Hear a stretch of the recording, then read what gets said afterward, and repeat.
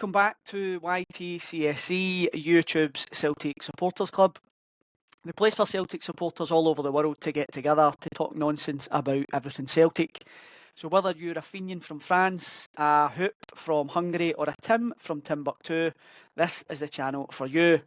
We are your hosts, Mark and Brian, and today we are going to be talking to you a wee bit about Kieran Tierney and Greg Taylor.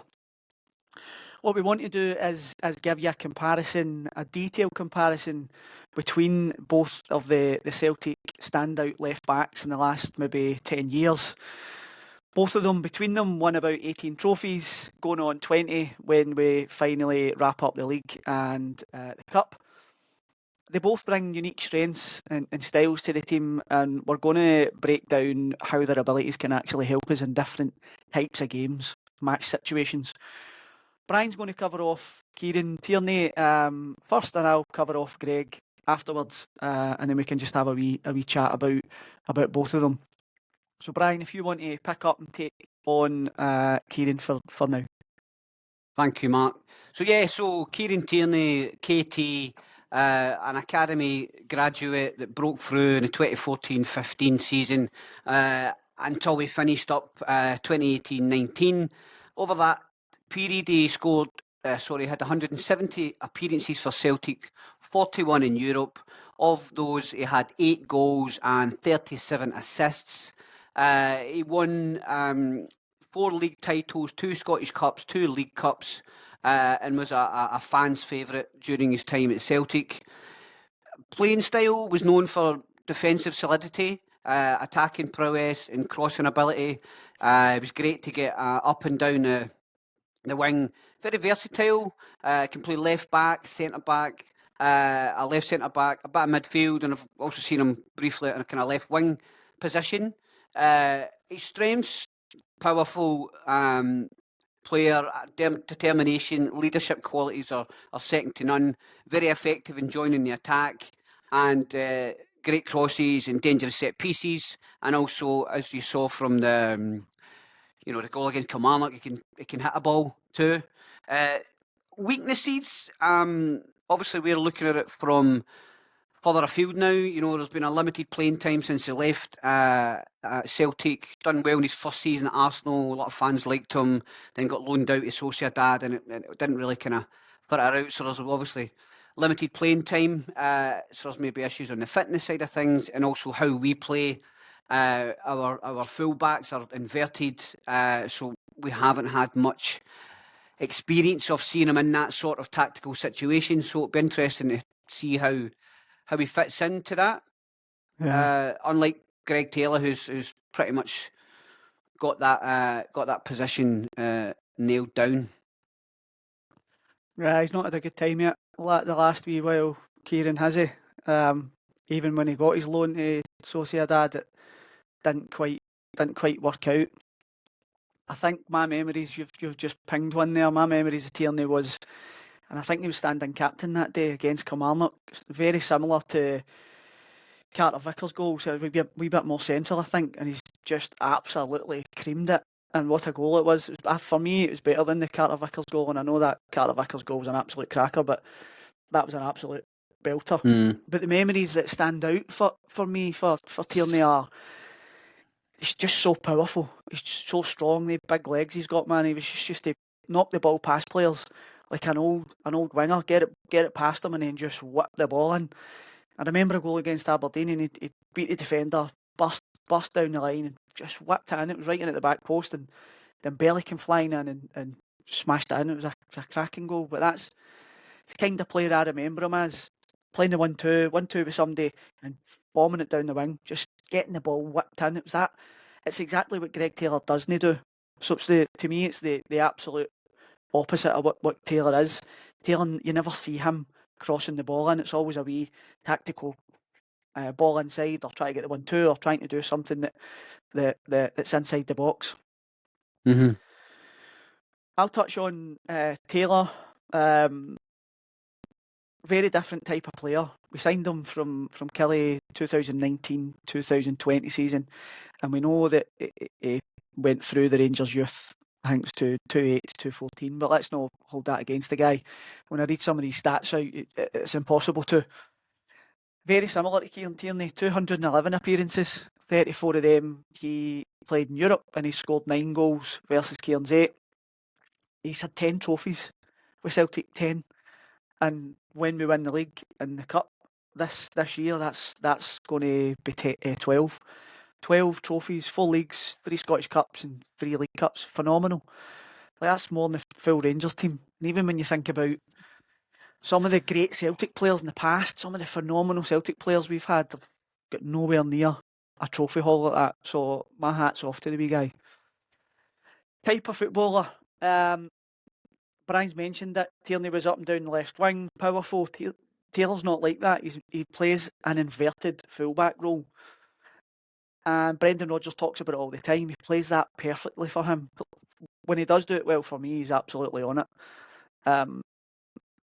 More of a midfielder type player. He'll link the midfield in the front more than he'll take the ball down the line. Does it super well. Defensively, very good. Has some frailties, which I'll come on and talk about, and you'll all know them, especially in Europe. I think we got a lot of moans and groans from Celtic fans when he is in Europe, when he gets targeted. For me, he's tactically very, very good. He knows when to come inside. He knows when to fill back into that left back role. He knows sometimes he plays as a 10. Sometimes he's left midfield, right midfield. He's all over the place, and he knows how to do that role so well for me. Weaknesses then, and we hear it quite a lot from Celtic fans, it's perceived to be very weak in Europe.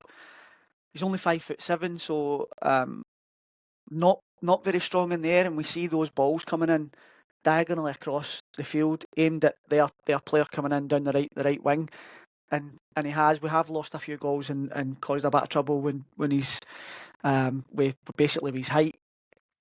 Sometimes perceived as a little bit soft. For me, not so much. I think the issue that we've got with him in the air, yeah, I get it, but I think he's aggressive enough in what he tries to do. What we're going to do is we're going to bring up a heat map right here, and we're going to talk you through that. So, Brian, do you want to have a wee chat through that? Yeah, thanks, Mark. So the heat map from Taylor is from his recent game against Kilmarnock, and then the one from Tierney is a Scotland match. Couldn't really get much heat map for the Arsenal, unless I try to focus on the treatment table or the bench. But as you can see, Taylor, a lot of activity on the left-hand side, but after he crosses the halfway line, he drifts a lot into central position. Sometimes, sporadically, you'll see him over on the right-hand side. Really helps us in midfield, gives us more numbers, and it just makes the opposition, get extra bodies to try and cover. Tierney, on the other hand, is, a traditional fullback, up and down, all day long. You know what I mean? He's got the engine, he's got the legs for it, but it just goes to show, very interesting to show how different they move for people that have the same position. Very, very interesting to see, and it'll be up to Brendan to kind of, as he's talking recently about dovetailing them in. I don't know how he does that. I've never seen Kieran Tierney, doing an inverted side of things, but he's a smart player. I'm sure he'll manage it. Well, I think, and I'm hoping, and this is why I would love Taylor to sign, and I know that there's rumours about him signing, and now I'm hearing that he's considering a 3-year contract. I'd love him to sign that. And I know he's not the flavour of the month with a lot of Celtic fans, but I don't really care. I think having 2 players who play in the same position but are very different players is an asset. It's a thing that you can think about. If I give you an example, right, if you've got Taylor, now let's just use that Kilmarnock game you're talking about. If you've got Taylor playing against Kilmarnock, and Kilmarnock are in that low block, sometimes Celtic really struggle to break that down. We all see it, and it really bugs everybody when they start that, taking 4 and 5, 6 touches and then playing it. It's Carter Vickers and Trusty, or Carter Vickers and Scales, and it's the keeper, it's that triangle, and it's horrible because there's no movement and there's no pass because it's just so congested. And Brendan's always talking about, look, we need to move the ball faster, and it just doesn't happen.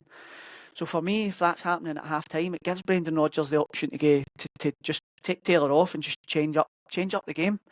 Just get Tierney down the left-hand side, get him played in and get him whipping balls in. Just start firing balls into the box. If you've got Ida on, his big man's 6 foot odd, good in the air, opportunity to score. And you panic defences when you're putting balls like that in. He whips them in, power and pace, whipping a ball in. For me, I would have both of them in the Celtic team, and if we can get him to sign a contract, I would personally be delighted. Yeah, same here, mate. I couldn't agree more. And also, he's just had a wee baby, him and his wife. You don't want to be going abroad, different countries and all that, so you can play on that side of things. And just to kind of go to your point about the low block, you've seen it because Taylor's not the greatest crosser. He's not going to go down and fire a ball in. Johnson, on the other hand, can fire a ball in, fire a ball in, and Tierney, on the other hand, could do that, and that mixes up the focal point of the attack as well. So it'd be good to see. I'd love to see Greg signing. I think he's done brilliant, and long may it continue. But I'm not too sure it's going to happen. I think he might. I've got a wee sneaky feeling that he'll sign. I just have. But I totally get your point, and I agree with it 100%. See, if you're playing that same side to side tappy football, some teams who sit in really, really deep, they can just sit in. You need to mix it up a wee bit. You need to make them think. It's like if you've got a winger with one trick. Like think about Kuhn when he first came to Celtic, right? Always inside, probably still is always inside, right? But always inside, and he gets tracked in and wasn't doing much. As soon as he starts to take players on the outside, puts a wee bit of doubt in their mind. Is he coming inside? Is he coming outside? It's the same way that for me. Yeah. But I hope he signs, and I hope we have both of them for next year, because the both of them are good players.